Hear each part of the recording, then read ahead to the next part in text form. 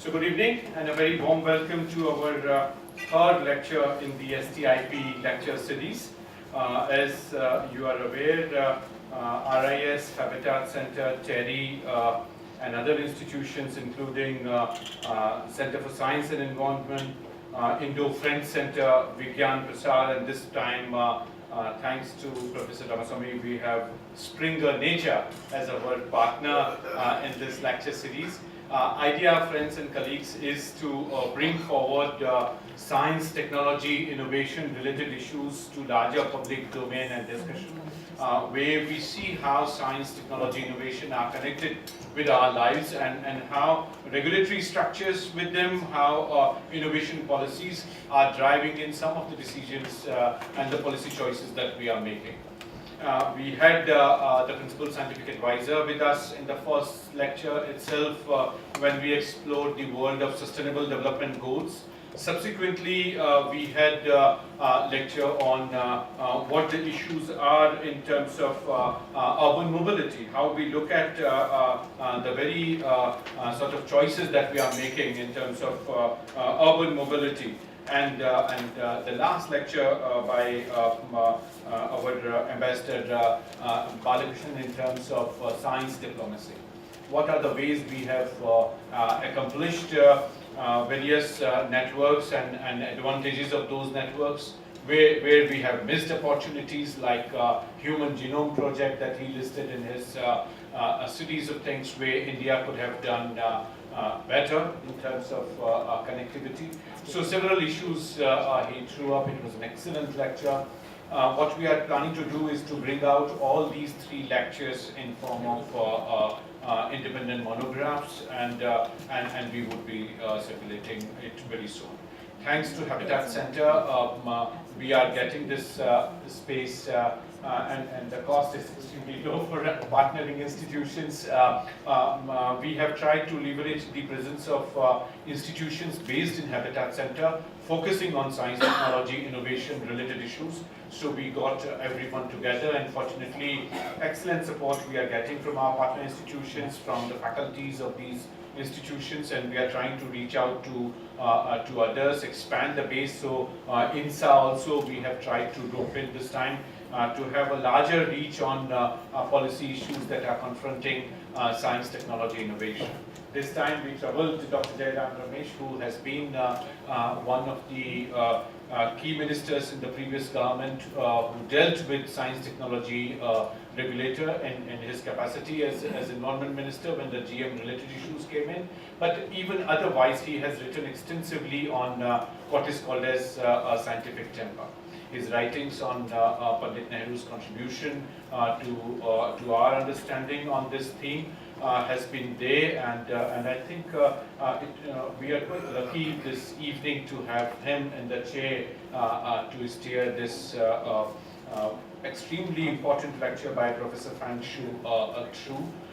Just while having tea, we were discussing with Professor Frank, and he was saying that people are prescribing n number of expenditure for coping up with climate change.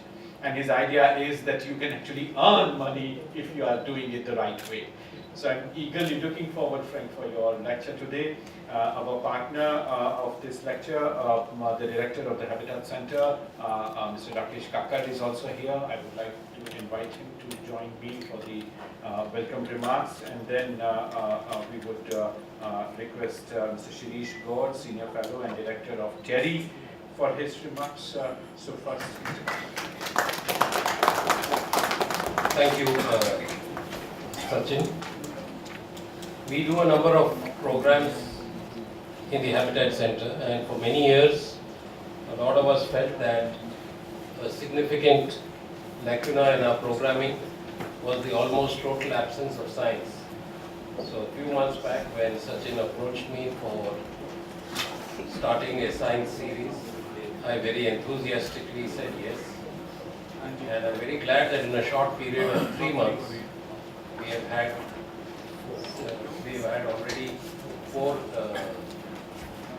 events, and Dr. Mukesh Kumar is here from the Indo-French Center, and he has already fixed the next event, which is on January 19th. 15th, sorry, January 15th. So I'm sure that with Sachin's dynamism and the active cooperation of the Indo-French Center, Terry, Shirish is here from representing Terry, and we also have the Center for Science and Environment. So 4 institutions of the center getting together and putting together lectures on science. This is a really remarkable and wonderful achievement. Just a word of thanks to Professor Frank Shu for taking time out and coming and sharing his thoughts with us. And last but not least, thank you to Jairam Ramesh. It's always a pleasure listening to you, and we are all eagerly waiting for your thoughts on the issue which is there before us. Thank you, Sachin, and all your colleagues in our So I now request Mr. Shirish Gaur, Senior Fellow and Director, Terry. Good evening, everybody. Dignitaries on dais and friends. It's my honor to share dais with Mr. Jairam, Ramesh and Frank Shu. And I'm really grateful for doing IHC for this opportunity. Molten-salt technologies are there for quite some time, and in fact my early career I had opportunity to work on similar technologies for solar thermal power generation applications, but that time probably it was too early, and the technologies seems to be too expensive compared to others. But today I think there are not only those kind of applications, but there are numerous applications which are emerging for thermal storage technologies. And as TALK, which is committed to create innovative solutions for sustainable development, we have established a Center of Excellence on Thermal Storage, which is funded by Ministry of Human Resource Development, MHRD, Government of India. And we have established it jointly with Delhi University, which is now Delhi School of Advanced Studies in our Vasant Kunj campus. And we are looking at interesting applications for storing both the thermal heat and cool for air conditioning system to manage the grid. And then we are also looking at solar thermal applications like drying and cooling, etc., using the thermal storages. So I'm really, excited and looking forward to Professor Frank Schu's lecture on this. And being an astrophysics, probably can bring in a not only global but universal aspect to it. Thank you very much, and I look forward to your lecture, sir. Thank you. Thank you. Thanks, Dr. Shirish. Now I request Dr. Jairam Ramesh for his remarks. Thank you. My friends on the dais, ladies and gentlemen. Well, it's impossible to describe Dr. Frank. I mean, he's just awesome because he has won every conceivable prize that exists in the field of astronomy and astrophysics, barring the Nobel Prize. He has worked at every top institution, Harvard, MIT, Berkeley, San Diego, name it. And he also has been the president of a university in Taiwan, of which his father was also the president. It must be unusual that his father and son combination, president of the same university, separated by a few years. And when I was reading about him, it's just absolutely awesome. And I think we have an evening today with one of the foremost astronomers, astrophysicists of our generation. And he's going to be talking to us on a blue sky topic, which is how do you keep putting carbon dioxide in the atmosphere and yet have your cake and eat it too. I mean, this would be a delight to most people in India who hate mitigation. And Dr. Shu will really look ahead In the last few years, there's been a lot of debate. I myself have been part of a group that's looking at geoengineering solutions. And basically, scientists who take the view that mitigation need not be the priority for the world community because there are technological solutions available which would actually extract the global warming gases out of the atmosphere. When I was Minister for Environment a couple of years ago, I had occasion to start a debate between two astronomers. And I want to tell Dr. Shu this, that I just discovered that paper which we had prepared. Dr. U.R. Rao, who was then, very distinguished astrophysicist, former chairman of the Space Commission, and Professor Ramanathan, who you may be knowing was part of the University of California at San Diego. And I wanted to get scientific thinking going on climate change. And there was a fascinating debate that took place, which I will give a copy of to Professor Shu. And Dr. Rao produced a paper called Contribution of Changing Galactic Cosmic Ray Flux to Global Warming. And Dr. Ramanathan responded by Galactic Cosmic Rays, Low Clouds, and Global Warming, a commentary. The idea was to influence the IPCC. The idea was to influence the global scientific discourse in so far as new thinking is concerned. And I'll have occasion to say something after your speech, because I think what's been lacking in this country is a systematic scientific network to look at problems of climate change and global warming from a scientific perspective. And that was my idea, that we set up an Indian IPCC. So I got about 250 scientists, 100 institutions, put them together and start thinking about problems and models from an Indian perspective. Some success we had. Unfortunately, that could not get sustained. One of the problems with the Indian academics is that if you give them the choice of publish or perish, they would rather perish. And to get them to publish has been one of the biggest problems I had as minister. There's a lot of knowledge here, Professor, but getting that knowledge out into the published domain and subject it to a peer review is something that is an anathema to the Indian scientific community, with due respect to the president of the Indian National Science Academy who's sitting in front of me. So I am looking forward to your lecture. It may appear to be very futuristic, but I think we need to listen to voices like Professor Shu, who come to this with impeccable academic credentials, no political agenda, but just formidable scholarship. So I suppose you'll speak for about 45 minutes? Yeah. You have about 45 minutes, and then we'll throw it open for questions. Yes. So the floor is yours. You want to speak from here? Thank you. Very honored to be here in India.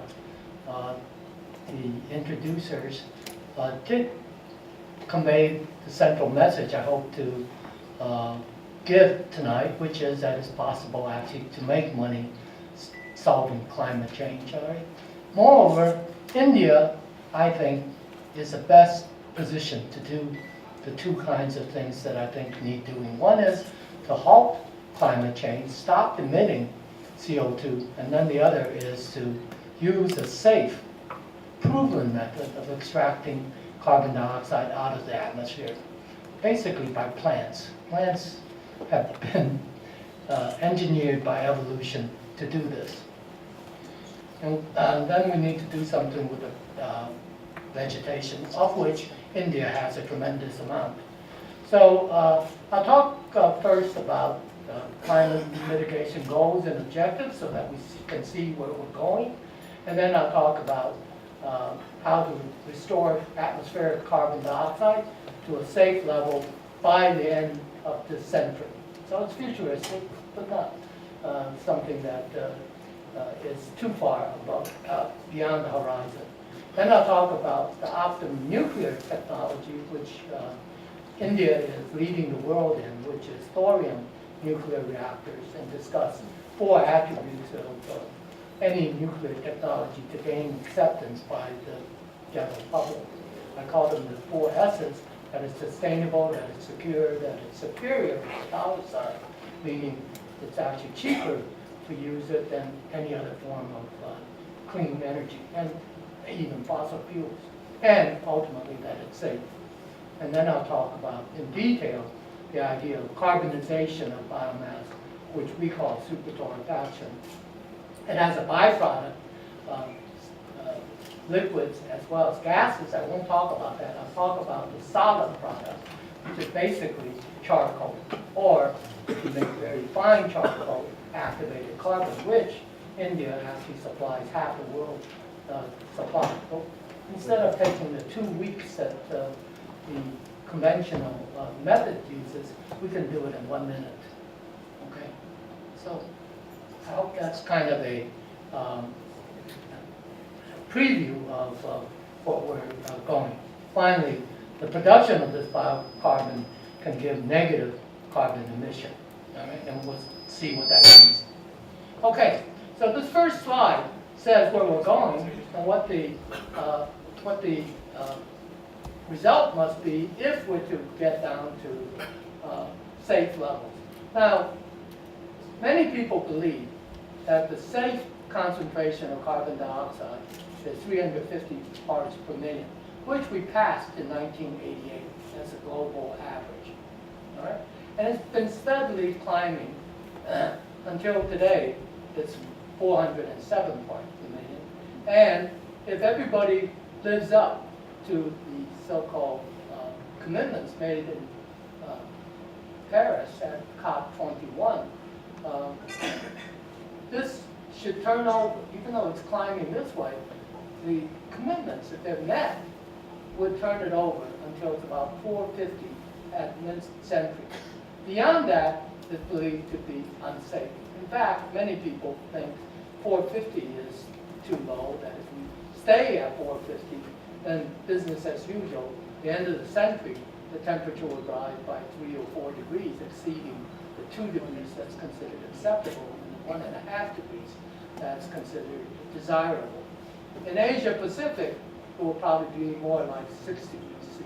So just imagine the average temperature in summer being 6 degrees Celsius higher than it is today. It would be almost unlivable in India. And if you look at a really long time scale, then eventually all the ice in the poles, including Antarctica, would melt, and you would have 60 meters of sea rise. So this is clearly, we hope, not in our future, or in our children's future, or great-grandchildren, or whatever. Now, the IEA, the International Energy Association, has estimated what it will cost in US dollars, $1 trillion US dollars, to reach the first stage of this plan, namely to get to that red point. We could already exceed what we can project as,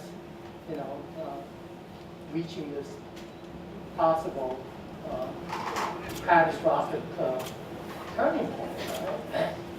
It will cost roughly $13.5 trillion US dollars by the governments of the world, and the fossil fuel industry would have to invest $68 trillion US dollars in efficiencies and carbon capture and sequestration.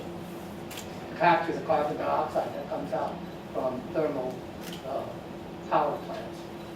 I'm going to go out on a limb and say, if one adopts the two molten-salt technologies I'm talking about, then it will only cost $6 trillion to build the nuclear reactors, sort of the version that most scientists agree is probably the best and safest that you can build, which are 2 fluid molten-salt breeder reactors running on the thorium fuel cycle, plus another $10 trillion for the supertorrefaction.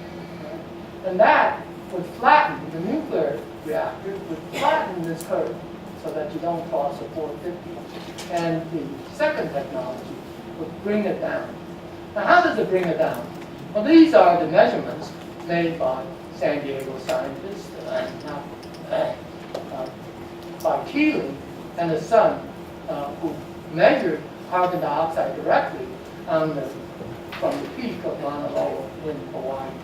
So right away, the first year, they saw that the carbon dioxide level goes up in the fall when plants begin to die and decay and put the carbon in them back into the atmosphere as carbon dioxide and bacteria decay. And then in the spring, as new plants vegetation grows, it comes back down. And the up and down is about 8 parts per million. Okay? However, in addition, there's a steady drift upwards, which comes from our burning fossil fuels. So, if one could stop this upward climb over here, so it flattens out with good energy technology, then in principle, you're 100 parts per million above 350, which is considered safe. So if you could carbonize all the vegetation that dies before it decays, then you would only have downs. You would never go back up in the fall because you've carbonized it. You put in a form which does not decay. If you have a bag of garbage, it decays in a day. But if you have a bag of charcoal, it could last 1,000,000 years without decaying. So it's a question. At 8 parts per million per year, how long would it take to go down by 100 parts per million? It would take 12.5 years. Okay? So in principle, if you were really ambitious, we could solve climate change in 12.5 years. Of course, it's almost impossible to find every blade of grass that died and carbonize it. What can you do? Well, 10% is certainly possible because 10% is what undeveloped countries in the world do in burning wood. So if you just start burning that wood instead of making it from charcoal, you will be 10%. I think 25% is reasonable. 25% means you're going 4 times less fast than maximum. So instead of taking 12.5 years, it would only take 50 years to come down to where it's safe. That's basically the outline of the talk and the hope.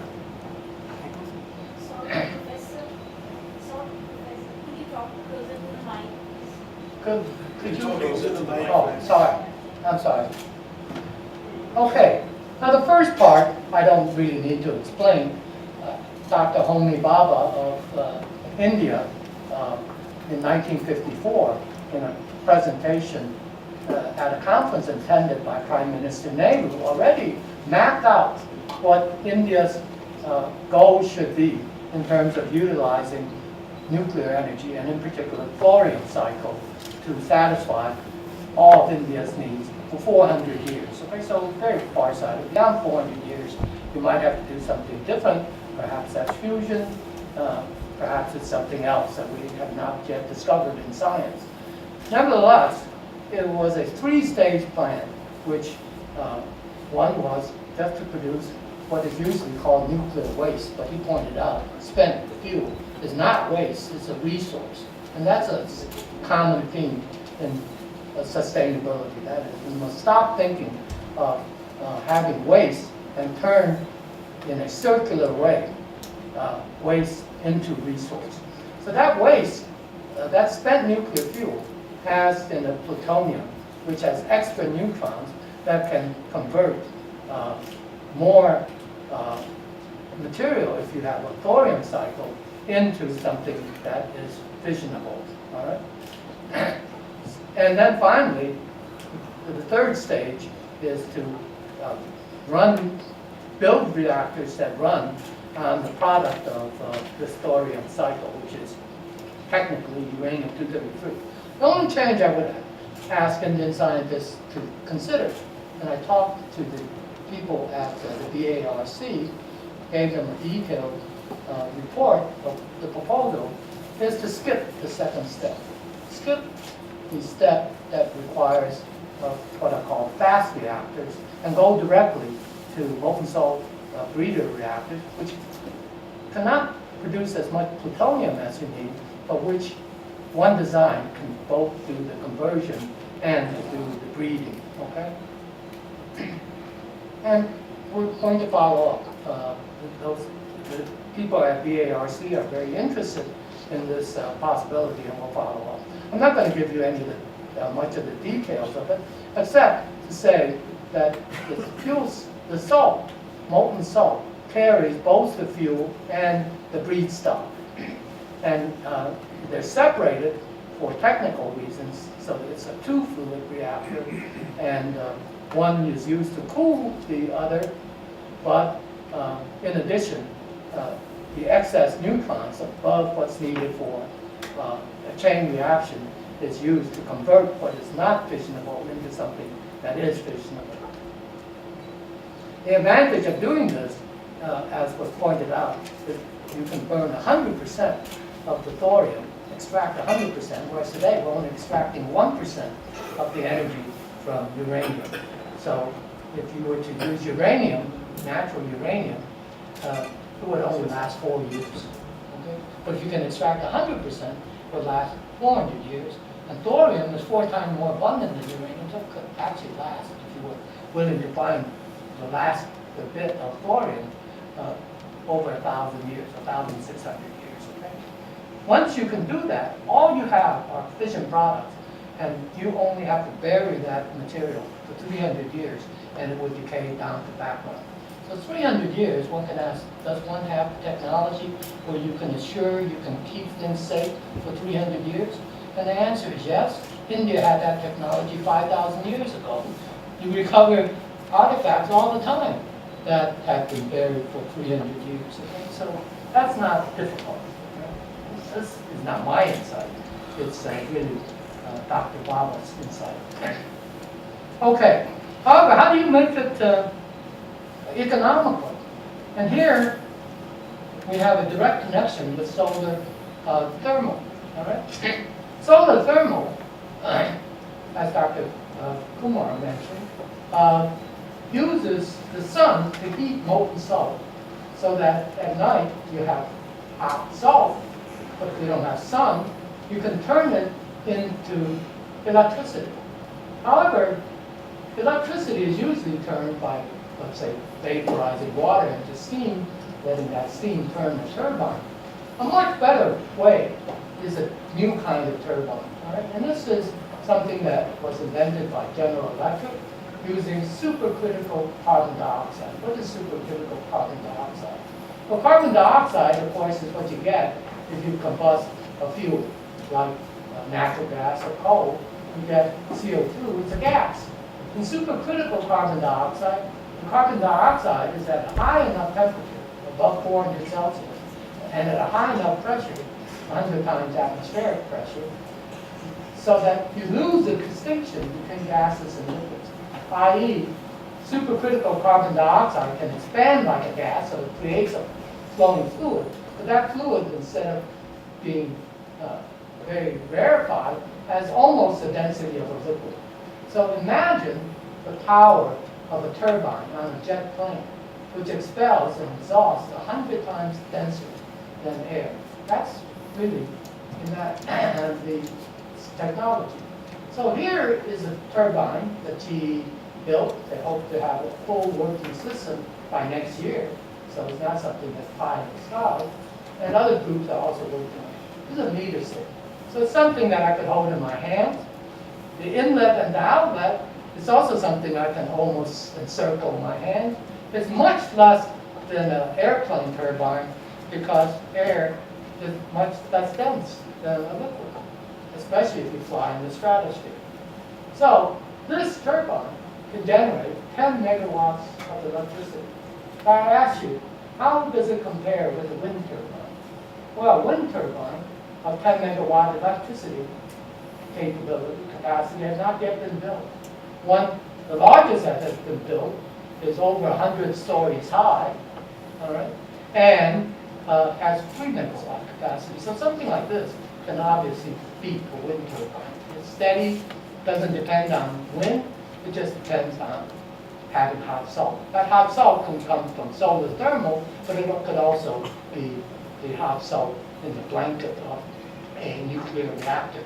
So it's going to be cheaper than wind. Wind is now almost competitive with fossil fuels, so it's going to be cheaper than fossil fuels. And if you make your best guess, you will be able to generate dispatchable electricity. That means electricity when you want it, when you need it, at perhaps half the capital cost of coal and natural gas. Okay? So that's all. That would be so good that you would be, incorrect not to use it. Okay? If it's safe to have nuclear power of this kind. So let's talk about safety, all right? Everybody knows about Fukushima having terrible problems because it was overwhelmed by a tsunami and all the backup to the electric power. The power lines got knocked down, the diesel generators were flooded. So they came down to chemical batteries, which they had to open and close valves to keep the thing safe. Well, any of you who has run a computer knows that chemical batteries only last a few hours. And after that, they were defenseless. They had what's called a station blackout, and the fuel got hot, the reactor shut off, but you still had decay heat, and that was enough to melt the fuel rods, and then the water that touched it turned into hydrogen, and oxygen was dissociated. The hydrogen was what they needed to release, and they couldn't release it anymore when they couldn't open and close the valves. So there was hydrogen explosion that wrecked the reactor and wrecked the environment. Now, it always puzzled me why nuclear reactors use chemical batteries. Why don't they use nuclear batteries? What are nuclear batteries? Nuclear batteries are just things that have a heat source that keeps something hot, and then an outer wall, which is cold. All right? And then you put in two kinds of materials, like the terminals of a battery, which are different materials. So it could be lead telluride, which has 10% efficient, silicon germanium, which is 0.2, or ultimately graphene might be 0.5. That's more than enough to run pumps, to do everything. Okay, so if you really want things not to run out, nuclear decay is good. And if nuclear decay, of course, ran out, then you don't have a problem. So it's impossible to have a station blackout if you use this kind of design. And that's the basis of the safety, first line of defense. All right? Those of you who know something about thermocouples know that if you have a hot thing and a cold thing, you can, using the right material, generate a voltage drop. And if you have a voltage drop, you can draw a current. And it's as simple as that. It's used in space in this way. Well, we build thermocouples in our own work, so we know it can be done, and we know it can be cheap. No moving parts, so there's no moving parts that fail. It's called the seabed effect. So it's impossible to have a station blackout, therefore, no Fukushima. Nevertheless, what happens if you have something really dramatic, which is a loss of coolant, all right? You could lose a coolant. We use molten salt in the pool to cool the fuel salt after it's been shut down. No more chain reactions are going on. So what happens in that case? Well, you automatically build under the reactor. This is not my idea. This is Oak Ridge National Lab's idea 60 years ago. But they had very low power, so it was very easy to build such a freeze plug. Once you go to high power, like a commercial reactor, you have to ensure that the freeze plug will melt. But in some sense, you don't have to worry, because if it doesn't melt, just wait a while. The decay heat will get larger, and you will melt the freeze plug. At that point, it will just drain by gravity. See, these are all fail-safe devices. You can worry about electricity stopping, but you don't need to worry about hot things melting frozen things. And you don't need to worry that gravity is going to fail. So it will just drop to a spherical tank where you keep buffer salt. And this is the history. This is a theoretical calculation. We're not allowed to do this kind of experiment in Taiwan. But it's a theoretical calculation. And basically, the fuel inside the tank that's been chemically kept clean so that you can breathe will rise in temperature until when it drops, it just solidifies because you have extra salt in there that distributes the heat more uniformly. It rises until it melts. At that point, latent heat comes in, namely you need energy release to drive the frozen state into a molten state with the temperature not going higher. Once you've melted everything, you can again go above the melting temperature, and we've designed things so that it doesn't cross more than where concrete would be destroyed. And then the decay heat is always dropping, so it's very important to keep things under control for on the order of a day or so. Once it's a day, it won't go any higher. It'll drop, and you'll reverse this path. You're up here in time, it'll slowly freeze again. And then it takes a long, long time to solve the further decay. So this is our design. And you would say, well, now you have a bunch of frozen salt in these tanks. How do you get them out of there? Well, it's very simple. This is cooling by what astronomers call black body radiation. The walls of the tank is radiating radiation, and you don't need to worry that black body radiation will fall. It's for one Planck, the Nobel Prize. It's not going to fail. So you just block that blanket, put a blanket that won't let radiation pass, then the decay heat will bring it back up to melting. At this point, it's perfectly safe. You drain it, and then after 2 weeks, the accident is over. Okay, so because Fukushima did not have this kind of safety device, you know, it's now what 5, 6 years after the accident, and they're still cleaning up. Here, after 2 weeks, you will be back online. Longest, so it means no operator decisions. Whenever you have humans in the loop, or even computers, they can make a mistake. The physics, good physics, doesn't require it. So it's walk away safe by physics, not by today's standards, which is called defense in depth. What is defense in depth? Defense in depth is if you absolutely must have a piece of equipment, then if you go in space or you have a nuclear reactor, people will require you to build multiple copies. So instead of one, you have to build 3 or 4. 1 knocks out, 2 kicks in, the 2 knocks out, 3 kicks in, 4 comes in, the 4 knocks out, well, you have an accident, right? Or you lose astronauts, you have in space. So that can only decrease the probability, not to 0. It can become very small, but people are unhappy with any probability of a nuclear accident. It's impossible to have a nuclear accident. You see, we build these things in the form of a sphere. Suppose a terrorist comes in here and shoots a bazooka at this spherical tank. By definition, a sphere has the least radiating area for the body. So when it spills out, it will have even more radiating area, and it will cool even faster. So it may destroy the plant, but the fuel is going nowhere. It's frozen solid. That's the beauty of molten-salt reactors. It's designed so that if you have an accident, you go to an immobile state, which cannot get into the environment. It's absolutely safe. Okay, let me talk now about the other technology, which is to convert any form of organic matter to be carbonized in the absence of oxygen.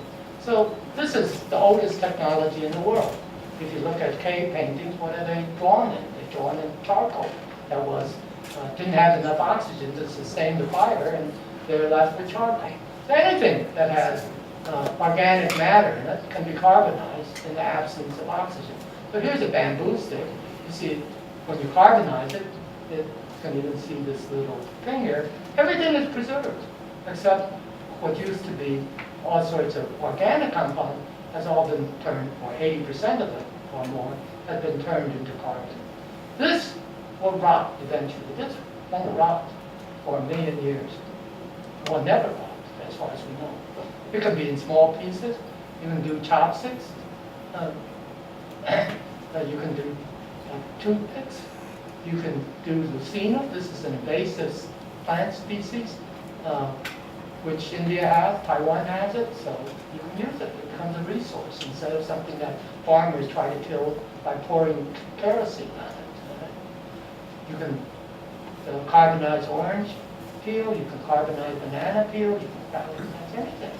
Okay? So waste here becomes a resource because all these things would have rotted and put the carbon dioxide back on. But once you carbonize it, at least 80% of that carbon is preserved in a undecayable form. So how do you do this fast? If you use traditional techniques, they'll take a day or weeks depending on the quality of the charcoal that you try to use. So we do it very fast. Right?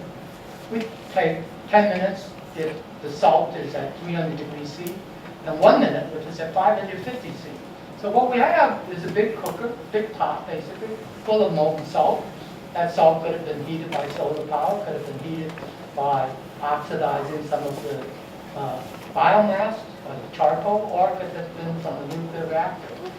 One has that choice. So this container is full of biomass, and you dip it down. There's no oxygen because the salt blocks it. It doesn't touch oxygen. And so it's heated in the absence of oxygen. And you get a big can or barrel of charcoal in 1 minute. All right? Now, if you ask what inspired us to do this is how nature produced coal, except it took 100 million years. We do it in 1 minute. It took nature 100 million years to produce. All right? Because we go to higher temperatures than nature was able to press biomass 300 million years ago. All right? So reactions run much faster, and that's how we do it. So this can be as big as you want. India is good at building equipment, so we think, India could easily do this. The only knowledge that you don't have, perhaps, is what kind of salts should you use. And after all, when we get the salt out, when we get the charcoal out, it's full of salt, so you have to wash it, you have to recover that salt, and we know how to do that. We have experience doing that. Okay, so this pilot plant exists at National Tsinghua University. Here you see the cans of water so that we wash it with very salty water, less and less salty water until there's fresh water at the end. And we can bring the salt level down below what natural plants have, significantly less. So it's not salty by the time you're ready to sell or use the charcoal.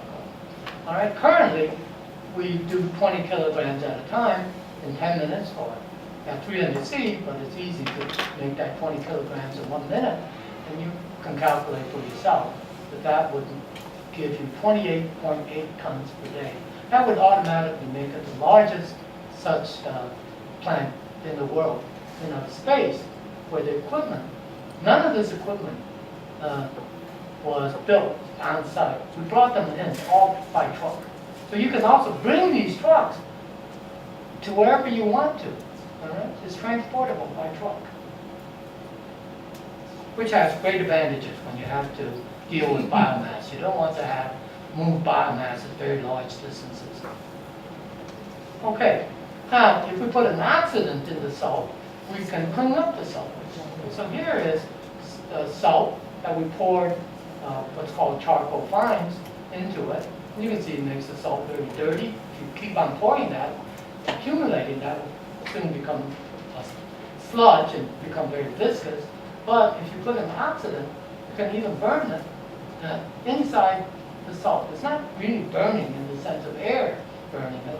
It's chemical oxidation, and it becomes clean after a few minutes and you see the temperature rise.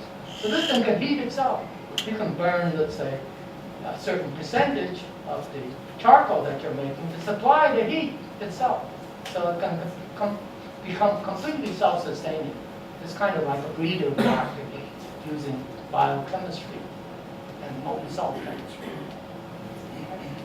And when we do this, by the way, there's no particulate emission. Any particulate that would have come out is trapped in the salt, is burned in the salt. And you can see that we splashed from previous times salt that's frozen on the cooler surfaces of the equipment, and it's not black. Right? So the carbon, the small particles are completely removed. So this stuff is really good. Nature gave us a really good material when it gave us plants. Because if you carbonize it, as I said, all that happens is that you retain the physical structure, but you turn things into carbon. In particular, all biomass is made of cells. Right? All of living organisms are made of cells. Moreover, the cells are not just holes in some material. They all have a pathway such that nutrients can come in, brought in by water typically, into every cell. So not only does it have holes, all the holes are connected. That's what chemists call porosity. All right? So here you can see, right? Here's a scanning electron micrograph of the cell walls. You can see the cell. And if you count now how much area is in such a thing, it depends how long and under what conditions you carbonize it. We've gotten, in 1 minute, a total area in 1 gram of material that is 530 meters squared per gram. So if you have 3 grams of this, it's larger than the largest telescope ever built. But it's not to collect photons, it's to collect molecules or store water. Okay? So the best thing that you can get commercially as a reagent from a famous company called Sigma Aldrich is 570 meters squared per gram. This stuff sells for about 9 times the price of gasoline of the same weight. Okay? So you can make a lot of money because you can turn things that people don't want into something that's 9 times the price of gasoline. Of course, once you start making lots of this, the price will come down, but that's good for the environment, it's good for farmers, it's good for a lot of people. Okay, so what would we suggest uses for this plant? Well, as I said, India already makes such activated carbon from coconut shell, supplies half of the world's activated carbon, but they take typically 2 weeks. So we're saying, look, if your companies are interested, we'll tell them about this technology, give them all the secrets, as well as licensing rights. We won't charge them a lot, that's not my goal. It's to help with climate change. So what takes them now 2 weeks, they can do in 1 minute. Think of the increase in productivity. Here's a Indian, sorry, this is, I think, from Switzerland. They put this in plaster of buildings because this stuff is very porous, so it is a good insulation material. All right, that is a big industry, you know, for housing. Here's an Indian college in Chennai where they make bricks out of these, okay, stuff for the same purpose. Here, people who embed them in athletic clothes. You see, charcoal is very absorbent. It will absorb the sweat, it will absorb the odors, so people can exercise more in more comfort and not offend their friends. Men, women, here's where you use plastic to bind it together. Then it's waterproof. You can make wetsuits out of it. The Japanese like to put charcoal or activated carbon into their earthenware. Right? It sells a lot in Japan. Right? So these are all, you know, ways to use this stuff and put it in a form where you're not burning it. So you get steady decreases in the carbon dioxide level globally. So here's a problem I think you're all familiar with. In fact, I understand the past few days have been poor air quality because you have this environmental problem. Namely, your farmers like to have 2 crops of 2 cash crops a year, and in between they have 2 weeks to get rid of the rice straw, stubble, before planting for wheat. Right now, I think the same problem occurs in Taiwan. They're fine if they do this, but of course, they can't afford the other solution, so they take the chances and just burn it. That puts all sorts of particles into the air, and you say, why don't you burn it in a power plant? You don't burn it because rice straw has a lot of silica in it. So if you burn it in a power plant, the silica goes all over, all right? And it fouls up the equipment. So this is a very tough problem, all right? Well, if you put it in salt, it ends up in your salt, and you have to find ways to get rid of it. We know how to get rid of it. So we would suggest that India builds enough of these things, so in that 2-week time, you use one kind of salt so that you don't oxidize it, to prevent it going into the salt, and then the rest of the year, a little time is spent oxidizing, and you go somewhere else where you can make more money, making higher quality charcoal. It's all it's all transportable by truck. Okay? So 2 weeks a year, solve this problem, and you pay the farmers. Now the farmers are happy, right? Something that they used to consider waste has become a resource. Not only can India pay them, the city dweller, but Los Angeles should pay them, because if you remove carbon from the atmosphere, the person who emits carbon dioxide in Los Angeles should be paying whatever country is getting rid of the carbon dioxide. It's a global savings, right? So you say you'll make money from carbon trading. I think India is almost a perfect place for this. I've gone to many, many Indian sites, and it's green everywhere. You must have the most biomass in the world, I think, of any country. So this is really right for India to do. Now, if you put it into the ground, this is agricultural biochar, so you don't have to make activated carbon for this. These are scientific studies done by an Austrian woman called Molten-salt, published last year. And she studied experiments like this throughout the world, especially in tropical and temperate climates. So here's crop only. Africa, Africa has very poor soil, so the corn does not grow very high if you only put down the corn kernels. But if you add biochar, you see it reaches the height of this man, and it's as good as if you add fertilizer without the biochar. If you add them both, it really grows tall. The corn is big and juicy.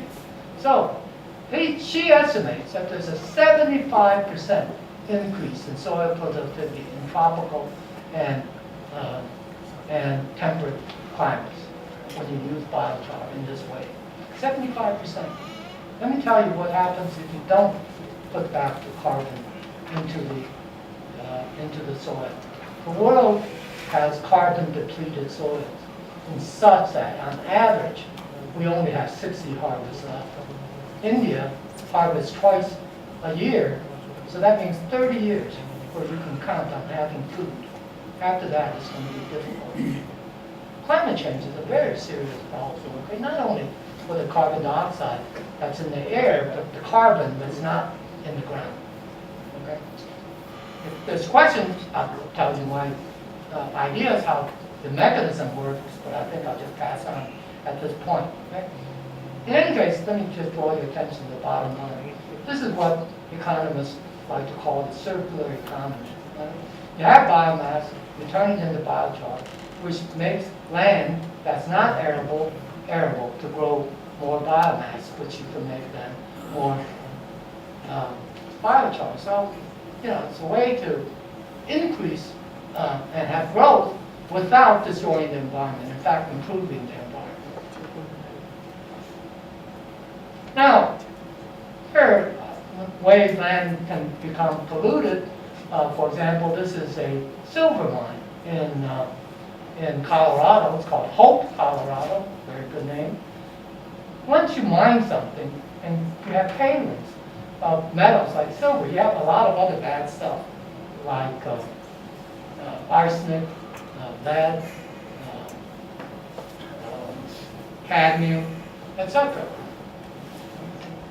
So when you put biochar into it, you can soak up the poison. You may know if you take poison and you're in danger of becoming very ill, you get sent to the hospital. The doctor will typically just give you a spoonful of charcoal to soak up that poison. The same is true for plants that's in bad soil. It's pretty easy to understand this. It's very porous, so when water flows, when it rains, it flows into the pores and it locks up the heavy metals. When it's dry, it comes out typically as vapor, and the metals are trapped in the biochar. So, I think I'll stop there and take questions. We have about half an hour for questions, and I want to start by apologizing to the professor that I thought he was going to be futuristic, but he is not. Actually, you started off with futuristic concepts, but you ended up by talking about things that are day-to-day concerns, and particularly the last three slides that you showed, the burning of rice straw and the reclamation of polluted lands are, day-to-day concerns. These are not futuristic. I think thorium is a little futuristic, but the way you ended, you brought us down. You took us, and then you brought us back. You led us back to that. So let's open it up for questions. President of INSA, going to kick it off. Frank, the point that hits us most close to home is the burning of the rice, the rice straw, the pollution, and so on and so forth. Practically speaking, to convert all this existing rice straw into rice biochar, right? What is the kind of cost investment that you think would be required? Well, I can tell you exactly what it took to build our pilot equipment, right? Which is one of a kind, right? No, but you can't buy it off the shelf. So we had to design it. We had to pay people to manufacture it again. It was about $2 million US. Now, at the rate we can produce things, you can recover that in 1 year. Okay.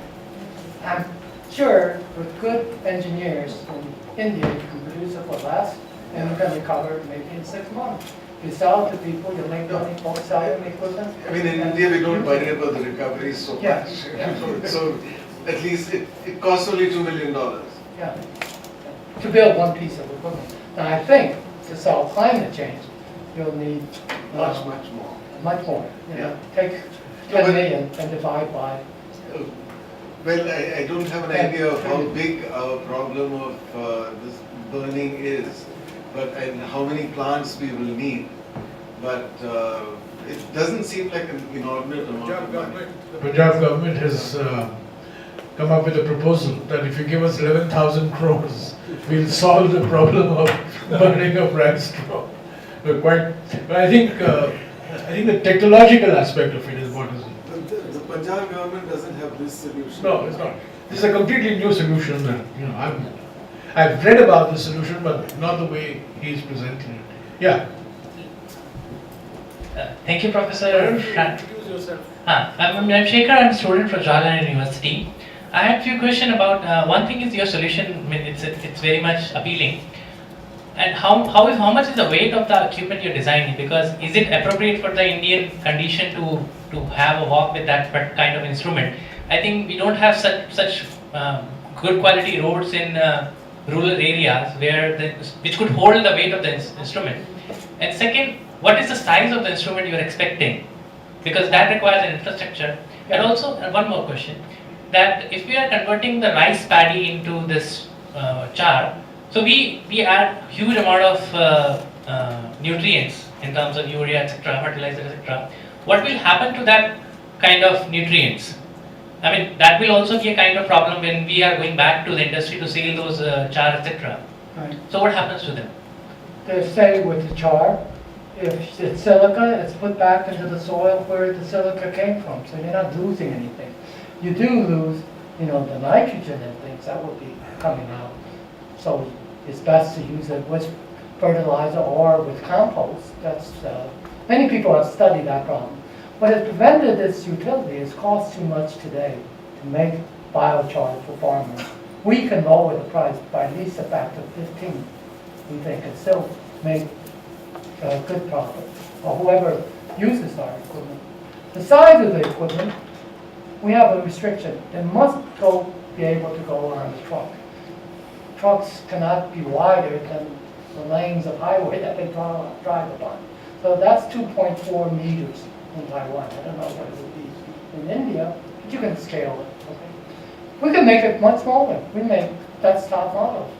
Little kids crank it, dip it in the salt. That costs less than a car. It's cost, we make it out of bicycle chains and a crank. Little kids love it, all right? We give them bananas, they eat the banana, they throw it in, and a few minutes later we give them the charcoal to take it home. So it's not high tech, it's very low tech, but it's very fast low tech. We can build one for you, less than $12,000. I donated one to Tsinghua University, just so their researchers could study this experimentally. It doesn't have a high enough throughput to be interesting as a commercial piece of equipment. Commercial piece of equipment is what I showed you in those pictures. Okay? That's what we consider the smallest viable commercial piece of equipment if you want to recover your investment very quickly. I have a suggestion to the president of INSA. You should set up a group to look into this, really. I think you should look at the technical aspects, forget the economic aspects, that will come later. But the technology aspects that he has brought out, I think you should, it's not high tech, As he said, It's, it is very low it's tech. something that you can, Come to Taiwan. I think you should have a look at it. Immediate demo. And you should put together a group in the best traditions of foreign academies. Downplay the Taiwan connection, but you can. Looking at the bioremediation, the last point that he made, the reclamation of polluted land is a huge issue that we are facing. Also, just molten salts for Yeah. petroleum. I think this is, go ahead. Yeah, I'm Parthabatim Das, and I'm a professional marketing and technology commercialization consultant. The last slide mentioned about the companies looking for strategic partners. So can you just let us know what's the actual collaborative model they are proposing? Business model is complicated. The reasons that I applied for patents is that I didn't want somebody else to make the discovery and then monopolize it. So my goal is to get as many people, countries, groups using this technology as possible. That means, low licensing fees not to make money ourselves, but so that we can continue this activity, okay? We hope China will use it. We hope India will use it. I think if those two countries are not actively involved in mitigating climate change, climate change is not going to be resolved. Whether the U.S. uses it or not is almost irrelevant, okay? I want to ask, how did an astronomer and an astrophysicist come to deal with these issues in this? There was, These are not mainstream astronomy or astrophysics issues, right? well, the university that I ran in Taiwan is the only university that does nuclear engineering, offers a nuclear engineering. So when I took up that job, I thought it was my duty to learn more about nuclear power. So I studied and I saw molten-salt reactor. I said, oh, this thing is safe for the same reason the sun is safe. Because I understood the sun. And then we proposed to the government that they should handle the waste problem, the nuclear waste problem. The government was very happy to do it. The U.S. became very unhappy. They sent somebody there to Taiwan and said, can't fund this. So we changed it to heat exchange program, but we study everything that doesn't touch nuclear material. But we didn't have experience handling molten salt. So we said, what's another thing we can do with molten salt? And I had been thinking about using it somehow to make biofuels.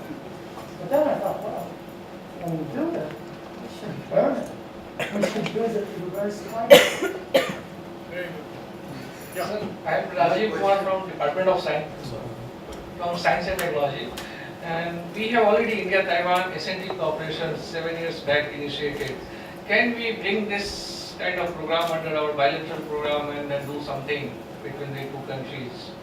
And how to proceed? I can't speak for the Taiwan government, and if I speak for the U.S. government, I'll be put in jail and there are laws against private citizens. But I can tell you this, there are many, many people in Taiwan who would love to have, relations. Are you from DST? Yeah, I'm from DST. From DST. Yeah, we have You have a already, program in Taiwan? Yeah, we have been supporting through CII actually. Yeah. So not directly from DST. Does the government know you have the program? Yes. So through this global. Well, you should. I mean, this is something that So if you have a program, how to nothing like contact it. you? Because Nothing like I would it. like to take this PPT copy and discuss with. I think you should. I think you should Then involve try to- some of the scientific academies. You know, you should involve not only INSA, but you should also involve the National Academy of Agricultural Sciences. You know. I think it could be done on many Yeah. levels without involving the government. University is the simplest. Yes, next simplest, but it's much more complicated, in my opinion, is the two Academy of Sciences. Okay. And I'm happy to do either one. My question is related to the projections of Yes. rise in temperature. Introduce yourself. I'm R. Day, Rajarshi Day. Rise in temperature and sea levels. If you say that the temperature will go up in a century, by end of the century by 3 to 4 degrees, one can assume that the temperature will increase to 30 to 40 degrees centigrade in 1,000 years. I don't think any human being or plant can survive that kind of temperature, extreme temperature. Now, and so far as sea level is concerned, if the sea level rises by 60 meters in 1,000 years, which coastal area will remain intact? All these urban areas, cities which are located near the sea, they will be submerged. So there has to be some future planning to save these areas. And do you agree with my suggestion that it is very destructive and catastrophic if these temperatures and sea levels projections are correct? Yeah, I think we all hope that that won't happen. I worry about civilization collapsing as a real thing. That once you pass a certain tipping point, it will become so expensive to remediate it that economies will collapse, there will be mass migrations, there will be wars over diminishing resources, and civilization will collapse. That's enough of a catastrophe for me. I think some humans will survive, but there will be, their culture will have disappeared.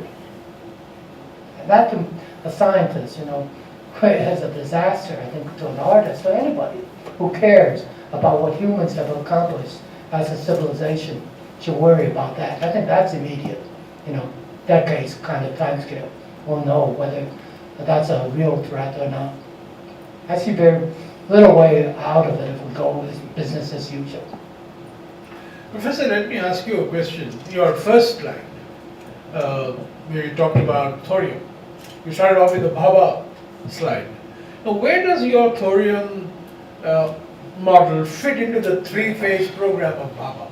Third phase. It's in the third phase. Yeah. So you have to, the fast breeder is an essential. No, get rid of the fast breeder. That's the question I wanted to ask you. Yeah. Do you get rid of the fast breeder in your solution? Yes. Because the same reactor design can convert essentially plutonium, the neutrons of plutonium. Well, as you know, we are now in the second phase. We are, our fast breeder is 98% ready and probably be commissioned in the next 8 to 9 months. So we'll have the first of the 500 megawatt fast breeder. And the idea is that we have a family of 4 or 5, and then we make the transition to the thorium reactor. That's going to take us another 20 years. We've been waiting for thorium for the last 50 years. We probably will end up waiting for another 50 years. So my question was that do you bypass the second stage and go directly into the third stage? You don't have to go through the sequential process. There's a catch. I think the problem, why the fast breeder was needed, is because India does not have enough nuclear waste. Okay, it's a resource, you don't have enough of it. So, my proposal is somewhat political, and I have no control on it. I think there are plenty of countries that will give you their spent fuel if you say you process it. But it's very difficult now, after 60 years, to abandon the three-phase program. Well, so it could be a backup. So it has to be a parallel program. Right. But I would just mention this. Many countries have tried to breed fast breeders. They've never bred. They've always ended up being essentially burners. Yeah, I know. They Yeah, burn more than yeah, they yeah, make. please. Professor, I'm Ramesh from Delhi University. Okay. Yeah. Is this solution, salt technology, applicable to all conditions? Because every technology has some loopholes and drawbacks. I think it is applicable to only thorium-dominated countries. What about the countries where thorium is deficit? Could you explain? Well, so the molten salt reactor is a proven concept, but they did not use thorium. It was too complicated. However, the first reactor that was ever built was a shipping port, at Shippingport, which is a converted nuclear submarine reactor. And the last experiment they did was to see whether thorium breeding was possible. And they found it was possible using light water technology. You have to be really, really careful to get that, breed more fuel than you burn. They were able to do it by just being careful. With thorium and carbon technology, it's much cleaner technology. So I have no fear that it's impossible, it's theoretically impossible or practically impossible. I think you can do it. There are some difficult points, and we discussed them at the BARC. Nobody could find a showstopper. In fact, after the meeting was done, the chairman of the BARC said, well, if you took a poll of the people working there, probably 90% of them would say molten salt reactor, thorium molten salt reactors are the way to go. The other thing I would mention is that is China's top reactor. Okay? That's their top priority. They're nowhere as good as India in this field. You've been thinking about it much longer. There's all sorts of chemical things that you need to do, materials issues, corrosion issues. Your people have thought about this. So you're in the best position. If India doesn't build it, I don't know who will. Okay? China's trying hard. They have a budget that's 100 times what I had in Taiwan. All right? Any other questions? Yeah, I think we have two. Any others? Three. Yeah, let's give. Yeah, please go ahead. Professor, why don't you take the 4 questions together, if you don't mind, so that we can. Quite simple question. This technology is being used by how many countries? You said China is trying very hard. And how many other countries are using it? Yeah, next one. Yeah, go ahead.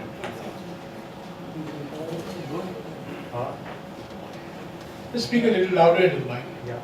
India has an abundance of the sun. Why should we use United States? India has an abundance of the sun. Instead of nuclear fuels, why don't we use concentrated solar thermal with molten salt as an option? It's not cheap. California built such a thing. It's very expensive. It's near where I live. Okay. It's true that India has a lot of sun, but you also have many days when there's no sun. And so you would have to overbuild to be able to use the sun in a large way. No, people have studied this problem. There's never been a demonstration anywhere that you could use more than the solar power, more than 30% of your energy needs. Never. If you use batteries to store it, batteries are some of the worst technologies in terms of bad for the environment. So molten salt storage is a good idea, but it's expensive. Okay. Yeah, I think since you're answering. Superglorification. One second. Why don't you answer the Superglorification and biochemical. One second. Sorry. Why don't you answer the lady's question? Oh, let's see. Your question was How many countries? using molten salt. Yeah. In which way? Biomass or Biomass? biomass and nuclear? Your technology, what you outlined right now, how many countries are actually using it? It's very depressing that we've only got 13 harvests left, the 30 years left. Oh, yes. Yeah, what Mr. Jairam Ramesh said, that Yes. you brought us really So, down. So relative. if more people are going to use this technology, hopefully we can have many more harvests. Yes. So, Well, probably this I'm technology something- has been in existence only for the last couple of years. And we've done demonstration for a lot of people in Taiwan. The Minister of Agriculture said it was great, but he has no money. EPA person said it was great, but he has no money. So finally I said, look, I'll pay for it. I'll put my personal money into it because I don't want, other people putting money into a risky thing. We'll demonstrate that it's possible to make money. Then I hope the government will come in and do it. So I put my own money into it. Okay? I formed a company. I'm building a plant in Hsinchu County. Right? And we have agreement with the government, the county government, who also tells me, the county magistrate, we have no money. I said, fine. We'll do it. Okay? It's not so expensive, that a private person can do. It sounds very energy intensive. Pardon? It sounds very energy intensive with high heat and high pressure. No. No? As I said, we can burn off order 10% of what you make and it will supply the heat. So that's a charcoal fines thing. We have direct measurements. Put it in. Come and look. You see the temperature rise. Okay. We know exactly. I think you need to look at the energy balance because most solutions I have seen that you end up spending more energy than you're getting out of the end. I mean, biofuels is a classic example. So I think the point that she has raised is an important point. And when you do your scientific exercise, I think energy balance should be one of the fundamental prerequisites. I think we'll take the last question. Qualification Last and question. biocarbon, what means to you? Simple two words only. Super qualification and biocarbon. What means to you? What's the issue? What means to you? What means to you?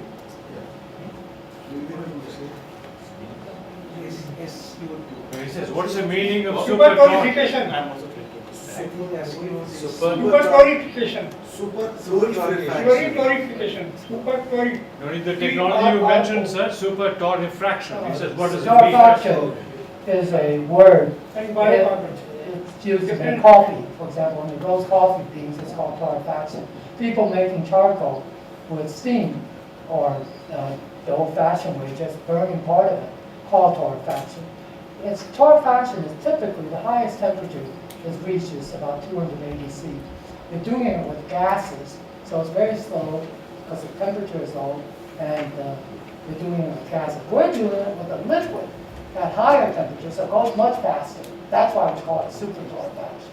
At even higher temperatures, but it becomes very corrosive, it's called pyrolysis. You could do it in principle in seconds. I think we have come to the end of the evening. If you have any questions, you can take them. I want to thank the professor for a very fascinating lecture. I was bowled over by your title. It was reversing climate change. So I came, that's why I started off by talking about geoengineering, which is really reversing. You're not talking of reversing climate change. You're really talking about moderating the rate of increase in the CO2 ppms through the use of technologies like nuclear, thorium and so on. But I think it gives us a lot of food for thought, and I hope the scientists here, including the Indian National Science Academy President, will give this some serious consideration.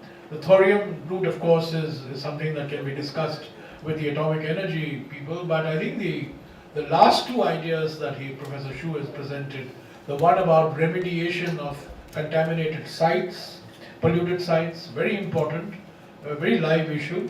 And of course, the burning of rice straw, which I think is a big public policy concern. And I would make a request to Sachin that he should distribute copies of Dr. Shu's presentation to various people. And if a positive outcome, most seminars and talks add to global warming. But this one, if it actually leads to some practical work, scientific work on the burning of rice straw and bioremediation, the Joint Habitat RIS TERI initiative would have been very successful. So I want to thank you. So let me ask Thank you very much. Sir, the Honorable Member of Parliament has already made my life easy by thanking Professor Shu In fact, this was the talk which we are very much educated today. We are much wiser.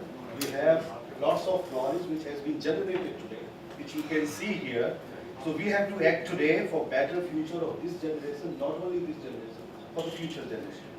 And you have really given us lots of technologies, grassroots technologies. In fact, everybody, all living beings will be interested if the climate changes are reversed. So the effect of biochar, effect of crop rotation, there's some of the grassroots innovations which you have already highlighted.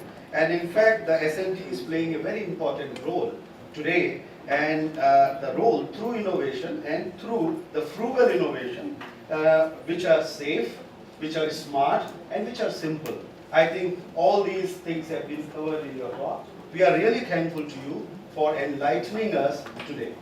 And yes, we know that you are, I'm overshooting the time, which is already given by 8 o'clock. So I would like to thank Professor Sachin Chaturvedi, who has taken a lead for this lecture today, and Mr. Kakkar, who has always been instrumental in providing lots of logistics here in Indian Habitat Center. Sir, we have been doing it for the last 5 or 4 months, and in fact this is the 4th, as said in the beginning, and I would request everybody here that on 15th of January there is another lecture on health issues. I mean the health for masses. So this will be delivered by, you know him, Dr. V.M. Katoch, the former Secretary, Department of Health Research. So I would request everybody to be here the same time, 7 p.m. on 15th of January. So thank you very much. I once again thank the Honorable Parliamentarian.